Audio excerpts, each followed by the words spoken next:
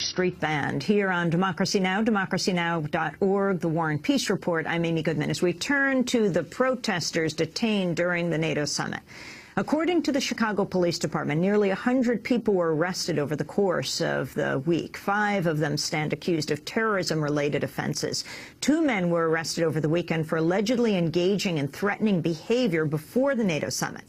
Sebastian Senakowicz was charged with falsely making a terrorist threat, and Mark Niewim was accused of attempted possession of explosives or incendiary devices. Before the weekend began, 3 activists were arrested on terror charges for an alleged plot to attack President Obama's campaign headquarters and other sites around Chicago during the NATO summit.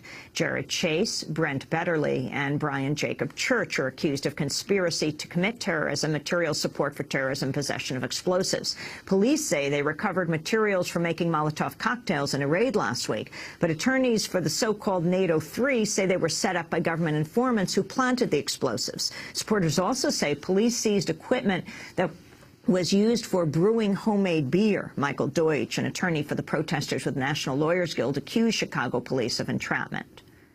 Obviously, we don't have access to all the information that the state has, but what we do know is that there were undercover police officers that ingratiated themselves with people who come from out of town, and from our information, these so-called incendiary devices and the plans to attack police stations, attack the mayor's office, is all coming from the mind of the police informants and are not coming from our clients, who are nonviolent protesters. They're not anarchists. They don't belong to a black bloc organization.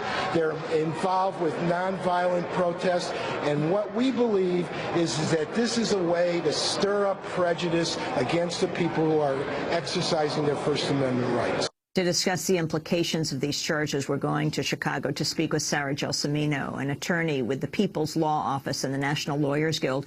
She's representing one of the protesters facing terror charges from the summit. Welcome to Democracy Now!, Sarah.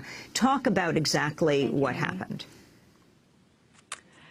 Well, last Wednesday night at around 11:30 at night, the Chicago police executed a midnight raid on a house in the Bridgeport area near South Side in Chicago, and they entered 4 apartment buildings in that house. In one of those apartments, they arrested 9 people. In the other 3, they, without warrant or consent, detained the individuals who lived in those apartments, interrogated them about their political beliefs and about their knowledge of the people who lived in that apartment where they arrested the 9 people, and searched their apartments. They also entered that 4th apartment, again, without showing a warrant and without any consent. And there is where they eventually arrested the 9 people. They arrested 2 additional people down the street. 6 of those people have since been released without charges. As you know, the NATO Three are facing very serious terrorism threats, or terrorism charges, and the other 2 are who we now believe to be police informants. And how do you know that they're police informants? You know, we haven't received any information, really at any point since Wednesday night when this raid happened, from the city of Chicago or the Chicago Police Department. All that we know about the allegations in this case come from the proffer, which was read in court on Saturday by the state's attorneys prosecuting this case. But through our own investigation, we have been able to uncover evidence of these 2 informants. And interestingly, as I said, they were arrested in that apartment building on Wednesday night. They were held for a short period of time with the other individuals who were arrested in that building. But upon transfer from one station to another, they were pulled out. Other people who were arrested said that the police said, those people they're not in the computer, get them out of here. And the police took them out of custody, and they haven't been seen since. Can you talk about the car that was stopped on Wednesday night with the group of people that were let go then? They actually then posted the video and the audio of their arrests online, and then their house was raided, and they ultimately were charged with terror-related offenses. Right.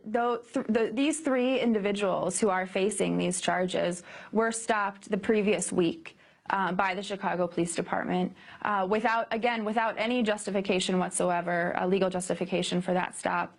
They were pulled over by the Chicago Police Department, surrounded by numerous police cars and multiple police officers, and were interrogated for hours about all kinds of things. And I met with them actually after that video was released on the internet, and they said to us that as soon as they identified themselves as being associated with the Occupy movement, they came up from Occupy in Florida to join with Occupy here in Chicago to protest NATO this week. They said as soon as the police learned that information, they became extremely harassing and threatening. And as you may have heard in that YouTube video, the police did in fact threaten those people in that car. On what grounds? Well, they talked about smashing skulls in 1968, and then they said, we'll be out there this weekend and we'll be coming to look for you. And talk about... It's interesting that those are the individuals who are now facing these charges. And so what happened when they raided their place? Talk about the beer-making equipment. Sure. You know, what happened was, we at the National Lawyers Guild have a legal support hotline. So we've been available 24 hours a day to get phone calls from people on the street about what's happening, you know, where the police have been present, what kind of police misconduct has been happening, where people are arrested. So we received word of this midnight raid. And as soon as we received that word, we began to look for our clients. And we tried every echelon of the city of Chicago and the Chicago Police Department as their lawyers looking for our clients in police custody, and we could get nowhere. We called every police station, we called the superintendent's office, we called the corporation counsel's office, which is the city attorney's office, and they would not tell us that they had our clients in custody. They would not tell us that our clients had ever been arrested, and they would not confirm to us that there was a raid. So we, through our own investigation, were searching and searching, and finally found these individuals at 4 p.m. the day after they had been taken away and held in secret for the day. In the course of that time, we interviewed other people who were present for the raid, who observed it, and we learned some of the items that were confiscated by the police department included beer-making equipment.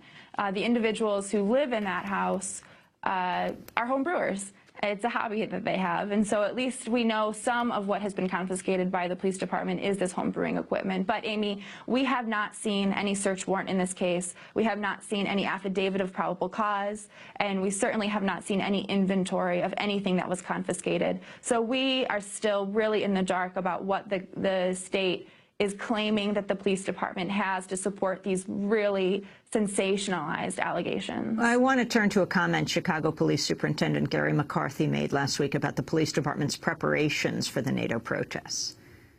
We've taken the added steps to train the entire department to at least a minimal level to have knowledge of the crowd control procedures that everybody else is getting trained up to a higher level for.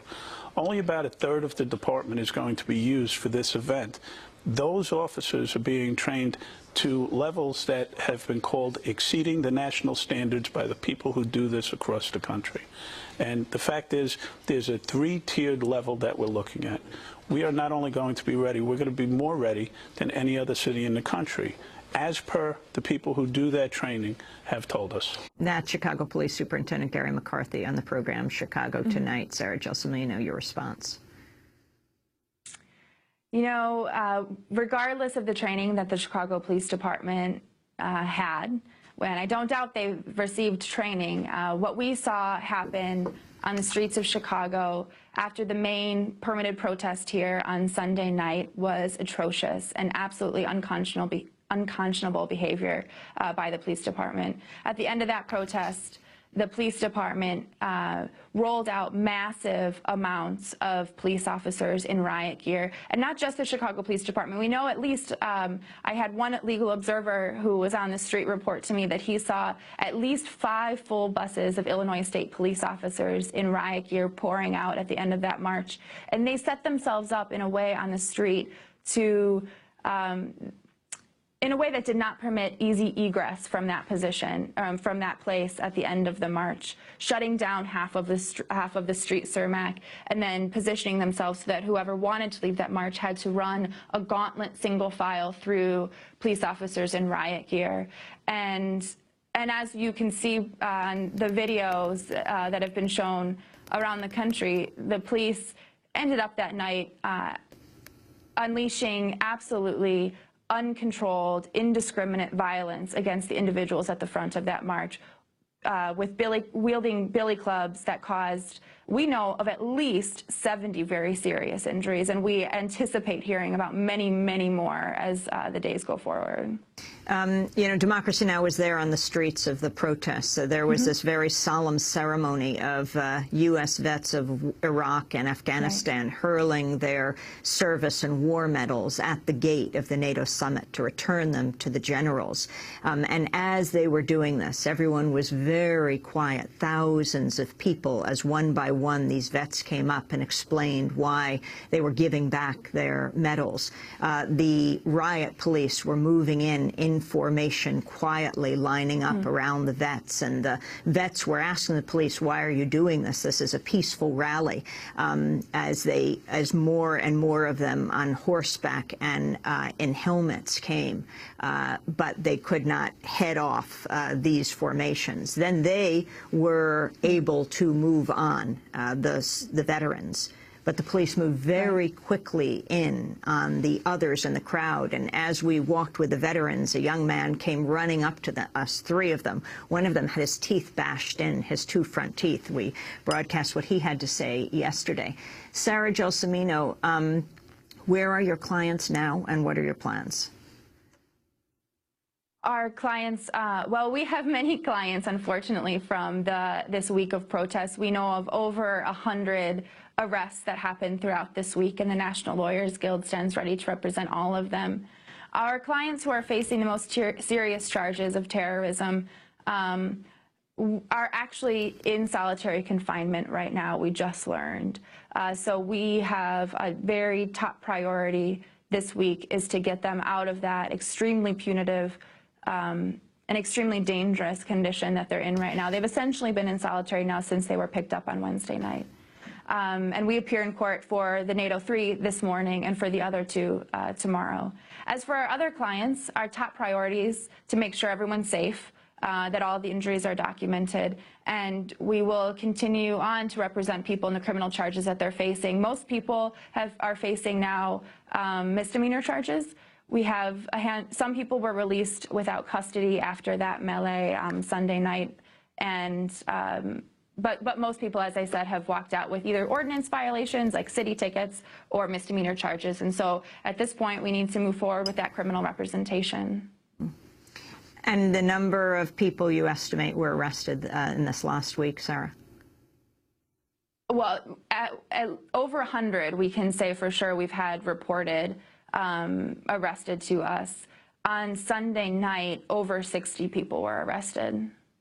Well, I want to thank you very much for being with us, Sarah Gelsomino, an attorney with the People's Law Office and the National Lawyers Guild, representing one of the protesters facing the terrorism charges from the NATO summit, as well as many other people who were arrested. On Monday, on Memorial Day, we will be playing a special from the streets of Chicago, bringing you this very solemn ceremony of the veterans from Iraq and Afghanistan, one by one, hurling their medals at the NATO gates. We played some of that yesterday, but we will also play more of the full ceremony, which included a reconciliation ceremony between members of Afghans for Peace, 3 Afghan women, and the soldiers who fought in Afghanistan and in Iraq. So tune in Monday for that. This is Democracy Now!, democracynow.org, the War and Peace Report. When we